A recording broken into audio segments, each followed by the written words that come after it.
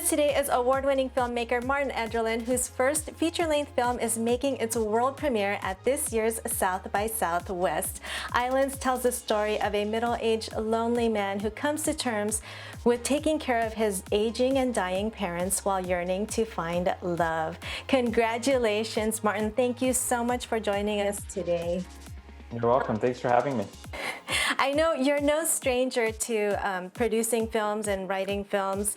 I know you've won awards too for your shorts. Can you tell me what inspired you to do a feature-length film and for it to be a Filipino story? It just felt like the time in my career. I had made 2 short films, and I just felt like I needed the space of a feature film to tell a full story, and also just to explore storytelling and to explore a character fully, you know, rather than in a like bite-sized piece. And I wanted to make a Filipino film because I just felt like it was time to explore my culture and really be intentional about telling an authentic Filipino story that, you know, I think it's a universal story, but I think it speaks to our culture. Yes, it is very authentic. And I was gonna, before I get on to my other question, you mentioned that with a feature-length film, you have the opportunity to expand more with the characters. Is that easier or harder than doing a short film? It's a little bit of both. Like, it's harder because, yeah, it's just more time. I find in a short film, it's like you're making one little point about something, about a character or a narrative. But with a feature film, it's more than that. You know, you kind of have to take a character or a story through these peaks and valleys. But it's also nice that you could sit in moments for longer. So you don't, with a short film, you kind of have to rush through and get things going. But, you know, in this film in particular, like, I make you sit through scenes, yes, or sit through experiences. I love that you take the time to tell the story. And for me, I felt a lot more, even in the quiet moments with no dialogue, with everything that's going on. It was so beautifully told. And I know that part of it was inspired by your personal life. Can you share a little bit more about that? At the time that I was thinking about this movie, my parents were retiring, and so I was thinking about their transition into old age, and I was concerned that their health might decline because they didn't have, you know, a busy schedule. They weren't using their minds in the same way, or maybe they'd be home too much. And also just thinking about myself and other people in my family or people around me that, you know, you get to a certain age, and if you're not married or you're not dating, you start to think, some people start to think, you know, wow, is this it? You know, am I going to just be alone, or when will I find somebody? So it was all those things that sort of initiated the ideas around the story, but it developed over many years.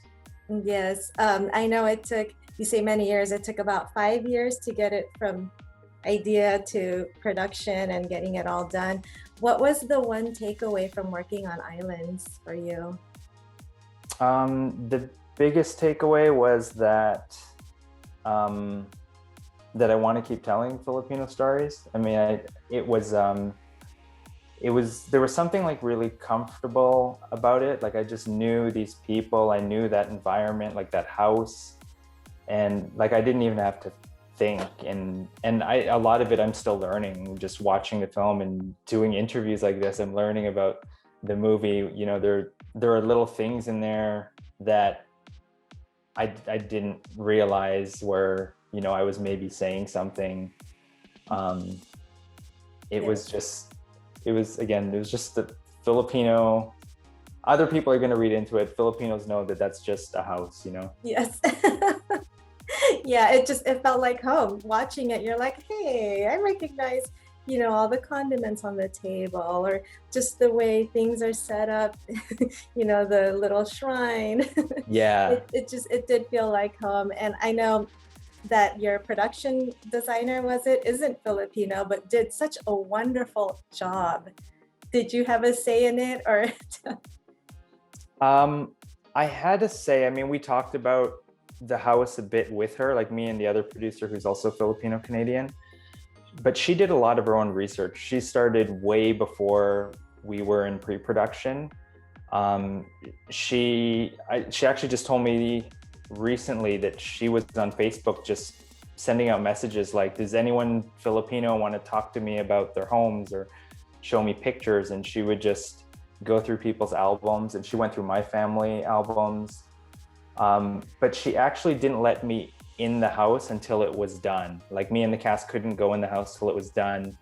And I never thought about this, but she wanted the actors to walk in the house, and then they would just, she could show them, this is where this drawer has the spoons and the forks. And she wanted it to be a home, and she didn't want to see it to be a mess and they're still, touching things up. And for me too, she wanted us to walk into a home, and that was going to be our home for like a month. What was your initial reaction when you first walked in? I think I had goosebumps. Like, I couldn't believe it. I mean, one, just her as a production designer, it looked great. It looked like a real house, but then it was like truly a Filipino house. Yeah. Like, probably more than my parents' Filipino house right now. It was the house that we had when I was young. Yeah. Yeah. And for her to be non-Filipino and do that, just such a wonderful job doing that research, she did very, very well. You mentioned in an article that you think that Filipinos have taken a bit longer to tell our stories in media, and sometimes our culture isn't fit in with the rest of Asia. Why do you think it's taken a bit longer? I don't know. It's always hard with these things. Like, I don't know if it's because there aren't creators or people aren't giving us opportunities. It's a bit of both, I think. Like, I didn't go to film school. I actually didn't do anything creative until I was an adult. And when I was young, I watched movies, but I didn't really care for them. Mm-hmm. And maybe it's because I've never seen people that look like me on screen. I don't know that. Like, I never had that thought before. Yeah. It could also be that, Filipinos or Asian parents, they don't want you to go in the arts, right? And of course, it's a cultural and generational thing, but maybe it's also because we've never had a kind of industry that could support us. Mm-hmm. Like, if, I don't know, in a Caucasian or white family, they see all these people with jobs and they're on screen. So yeah, it's like, yeah, there's a job there, go for it. But for us, it's hard to even explain to your parents that, no, I could do this. Like, it might go somewhere, because they just don't see anybody else doing it. Yeah. And I think they also see how difficult and challenging it is, and don't want us to go through that. I think that was one of the things my parents would tell me. They're like, no, you don't want to get into this business. It's not steady and for sure. I'm kind of shocked. You said you never went to film school. What inspired you to do film, and you do such a wonderful job? I think that part of the maybe uniqueness of my work is because I didn't go to film school. I maybe don't work in a traditional way. And so that's something my editor pointed out to me, because I remember when I did my first short film with him, I was apologizing because I didn't get all the coverage he needed. Like, there would be like 1 or 2 takes of a scene all in one wide shot, and I would always say, sorry about that. I should have done more, or shot at different angles and stuff. But he was the one that said, no, if you made films like everybody else, I would not have these shots, And so that sort of made me embrace the fact that I wasn't traditionally trained.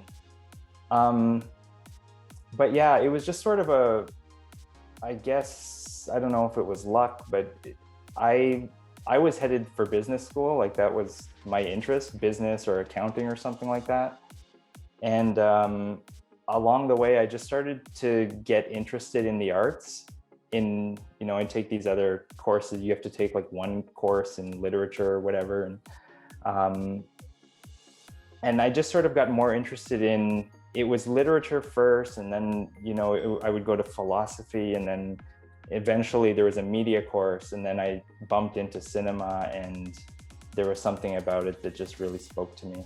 Oh, thank goodness, because now we are definitely benefiting from it. You mentioned that one of maybe the reasons that a lot of Filipino stories aren't out yet is because maybe there's not enough people wanting to tell it, or maybe it's also not wanting to support it. I want to talk about Canada because I know they support mainly English, French, and Indigenous language films. I want to know about your process in getting Islands done, and also the support that you received from Canada. Yeah, so in Canada, we have, most of our funds are public. It's not like the US, like we don't have a studio kind of system here. So it's more of a grant system here. And I've made my short films with Arts Council grants. It's sort of, in the US, I think you have like state Arts Council or arts support, but we have this bigger public funding body that gives a lot more money, and they're sort of who funds most of the television and film up here. And yeah, as you mentioned, they have a requirement that films are in English, French, or an Indigenous language. And so I never thought I would make a film through them. It never crossed my mind because I'm just not eligible, at least not this kind of film. Right. But they changed guidelines for one of their funds. It was a micro budget fund. Mm-hmm. So for small budget projects, first feature projects, and the eligibility rules changed, and I was able to apply. But I had to make a case for this movie that it's Filipino language, but it's still a Canadian movie.